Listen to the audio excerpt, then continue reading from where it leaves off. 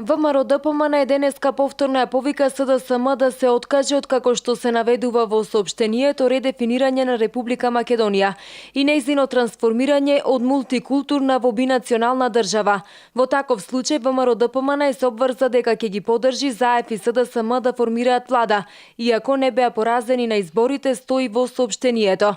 Прифаќањето на платформата од Тирана, наведуваат од ВМРО ДПМН, е класична уцена заради карактерот и алчноста да се дограба до власт.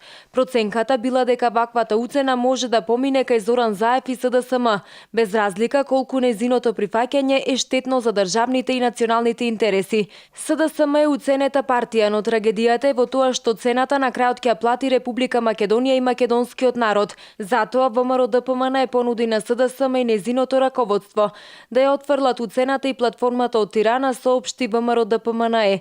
СДСМ според нив треба да го спати историскиот моментум и да ги отфрли заканите и уцените од надвор, пред кои се наоѓа Македонија, но и самите тие како партија. Граѓаните на Македонија очекуваат да проработи совеста кај секој политички субјект, вклучително и кај ЗАЕФ, во време кога постои сериозна закана по унитарниот и суверениот карактер на државата. Секое редефинирање на државата не име во прилог ниту на албанците, ниту на ромите, ни на бошњаците, ни на власите, ни на србите, ни на турците, а најмалку на македонците во нашата татковина, се посочува во соопштението од ВМРО ДПМН.